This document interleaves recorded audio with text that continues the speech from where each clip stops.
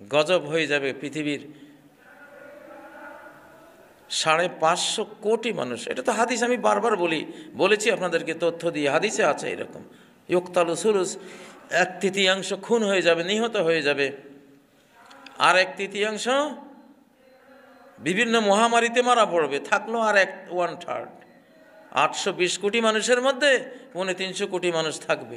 এগুলো তো এখনকার সামরিক রিসার্চও বলে, আর হাদিসের কথা তো বহু আগে আমরা বলে আসছি। লক্ষণও তো সেটা।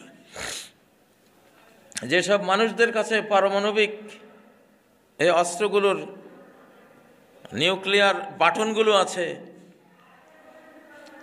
তারাও আরেক পারমাণবিক বোমা নিজেরা, তারাও নিউক্লিয়ার ম্যান। তাদের ভিতরে মায়া দয়া এটা উঠে গেছে কবে? এটা তো প্লাস্টিক হয়ে আছে। আপনারা এটা হয়তো ভাবছেন যে এটা কি মারতে পারে, এটা কি মারবে? হ্যাঁ, কারণ সুম্মা কাসাত কুলুবুকুম মিন বা'দি যালিক, তোমাদের হৃদয়গুলো কঠিন হয়ে গেছে। ফাহিয়া কাল হিজারা, সেটা পাথরের মতো। আও আসাদ্দু কাসওয়া, বরং পাথরের চেয়ে আরো বড় কঠিন। এবং হাদিসগুলোতে রয়েছে কুলুবুহুম কাজুবারিল হাদিদ, শেষ জামানায় এমন নিষ্ঠুর মানুষেরা আসবে, তাদের হৃদয়গুলো হবে লোহার খণ্ডের মতো, আয়রন হার্ট। ওদের কি মানবিক হার্ট আছে? নিউক্লিয়ার বম যাদের হাতে, যারা মারতে চায়, তাদের মনটা নিউক্লিয়ার বমের চেয়ে আরো নিষ্ঠুর হয়ে আছে। ওদের কি দিতে হবে? আমরা তো সব আকাশের দিকে বিল্ডিং বানিয়ে উঠছি, আমরা বোকা। আমাদের যাওয়া উচিত এই যুগে মাটির নিচের দিকে। 20 তলা বিল্ডিং মাটির নিচে করতে হবে। সম্ভব, মাটির নিচে বিল্ডিং করে বাঁচা খুবই সম্ভব। এইসব বিল্ডিং, এসব নগর যারা গড়েছে, ওরা কি খুব বড় জ্ঞানী গুণী? মোটেও না। আনতারাল হুফাতাল উরাতাল আলাতা রিয়া আশ-শাইয়াতাতাওয়ালুনা ফিল বুনিয়ান, হাদিসে জিবরাইল, বুখারী মুসলিমের যে জিবরাইল আলাইহিস সালামের হাদিস নামে বিখ্যাত হাদিস, সেখানে আছে, তুমি দেখবা বিশাল বিশাল আকারচুম্বী বিল্ডিং বানাবার প্রতিযোগিতা লাগিয়েছে এক শ্রেণীর নিকৃষ্ট মানুষ। কি তাদের বৈশিষ্ট্য, কি তাদের গুণ? আল হুফাতা, একসময় জুতা ছিল না পায়ে, ফকিন্নির পুত, একসময় পায়ে জুতা ছিল না। আল উরাতা, উলঙ্গ ছিল, ল্যাংটা, পোশাকও ছিল না গায়ে,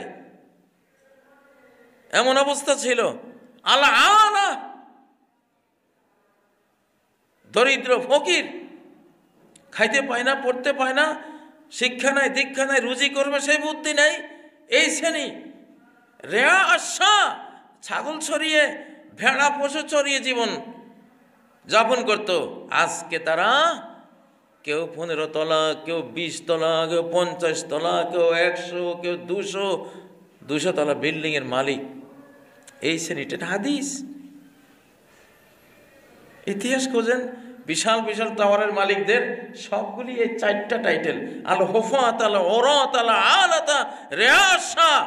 জুতা নাই, কাপড় নাই, খাবার দাবার নাই, রাখাল, গরু ছাগলের রাখাল। আজকে সে মিলিয়নিয়ার, বিলিয়নিয়ার, আজকে সে কত কিছু। আক্কল আছে তাদের? আক্কল তো নাই। ব্যাককল্লা বানিয়েছে এই মৃত শহর, মৃত নগরী, মরা, কেন প্রাণ নাই, কিছু নেই। সেগুলির মধ্যে আমরা আছি।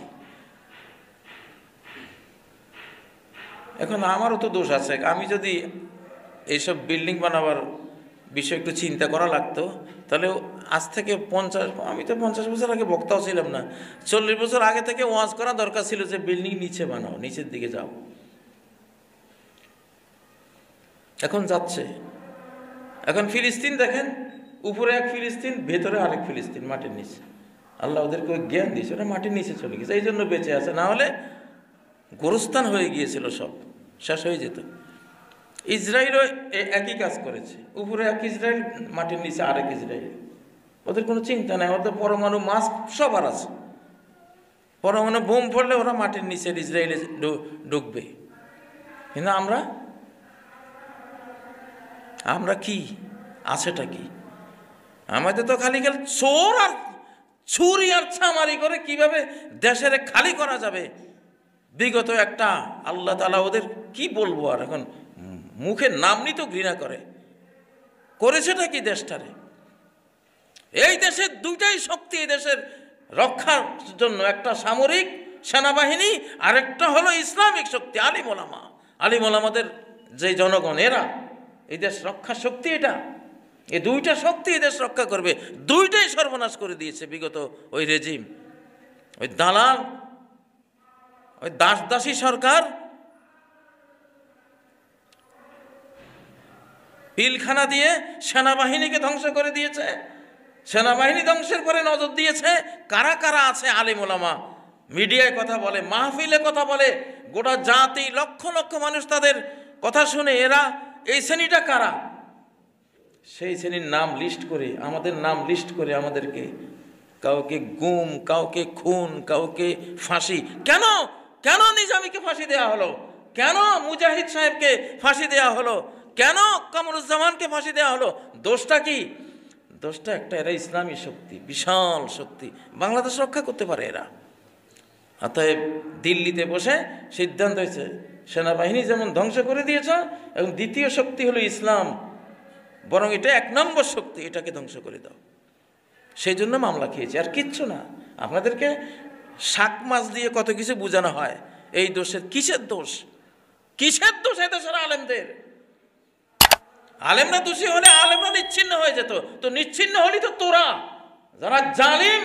আলিম মারতে গিয়ে জালিমকে আল্লাহ তাআলা নিপাত করে দিয়েছে। বাংলাদেশেও, সিরিয়ায়ও এবং আফগানিস্তানেও দিকে দিকে সব দিকে ঘটবে। যাই হোক, কথা বলছিলাম, জ্ঞান তো নাই।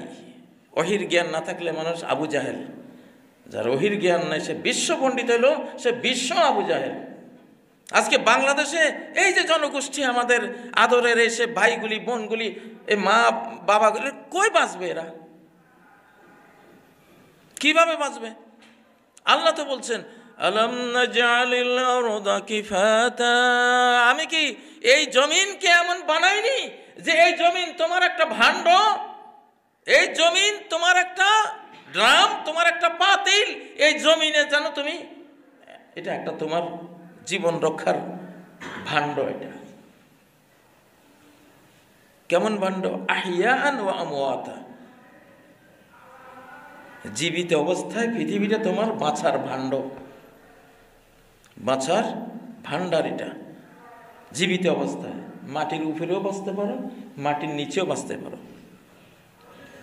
এই পৃথিবীর অধিকাংশ কীট পতঙ্গ প্রাণীরা মাটির নিচেই, তো মাটির নিচে তো হাজার হাজার কোটি মাখলুক দেখবেন মাটির নিচে বাস করে। কেমনে ওরা বেঁচে থাকে? মাটির নিচে পানি আছে, পানিতে অক্সিজেন আছে, সাইজ করে বাঁচা যায়। আহিয়ান ওয়া আমওয়াতা, জীবিত অবস্থায়ও এই পৃথিবীর ভূপৃষ্ঠেও বাঁচতে পারো, ভূগর্ভেও বাঁচতে পারো। এই যুগ আমাদের 2024, আগামী 2025 আরো ভয়ঙ্কর আসতেছে।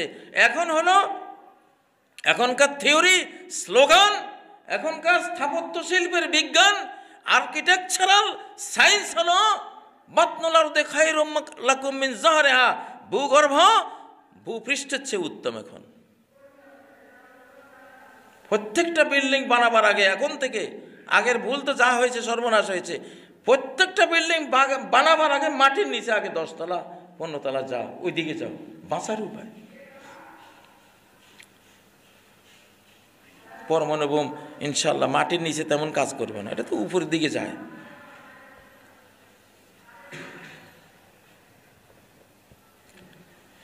তো আল্লাহ তাআলা কি বললেন? যে মাটিকে আমি এমন, এই জমিনকে এমন বানিয়েছি, এটা তোমার যেন একটা ভাণ্ড, জীবিত অবস্থায়ও মরা অবস্থা। মরা অবস্থা মানে আমরা লাশ হলে তো ওখানে দাফন হই, আমরা লাশ হয়ে দাফন হই। অনেক জীবিত মানুষকে ভুলে মানুষ কবর দেয়, 7 দিন 10 দিন পরে লাশ তুলছে। এই লোকটা কেমনে বেঁচেছিল ওখানে মাটির নিচে? বাঁচা যায়? পানিটা নি, কবরে তো আমরা পানি দিই, পানি দিলে তো অক্সিজেন থাকে সেখানে, বাঁচা যায়। ইউসুফ আলাইহিস সালাম কুবে কেমনে বেঁচেছিল? সূরা ইউসুফের 19 নম্বর আয়াত, فأدلى دلوه قال يا بشرى هذا غلام। ওই বালতিওয়ালা এসে পানির জন্য কূপে বালতি ফেললো, পানি আছে।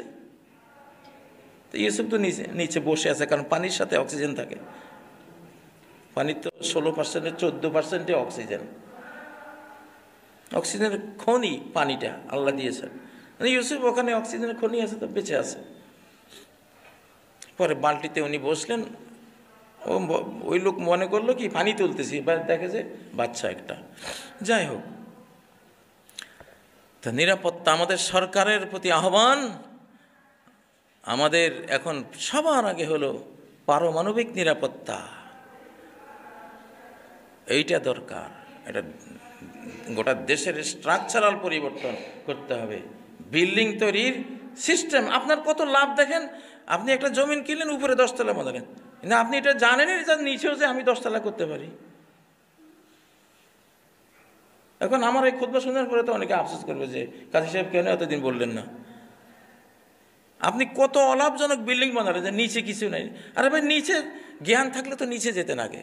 ইসরায়েল চলে যাচ্ছে নিচে, ফিলিস্তিনিরা চলে যাচ্ছে নিচে, লেবানন ওরা যাচ্ছে নিচে, সিরিয়া গিয়ে দেখেন, কাশ্মীর গিয়ে দেখেন, আমেরিকা গিয়ে দেখেন নিচে কি অবস্থা করেছে ওরা, রাশিয়া গিয়ে দেখেন আরেক রাশিয়া মাটির নিচে ওরা বানিয়ে ফেলেছে। আমরা তো বোকা, আমরা তো খালি চুরি চামারি আর কে কারে ঠকাবো, আমরা এগুলো নিয়ে ব্যস্ত।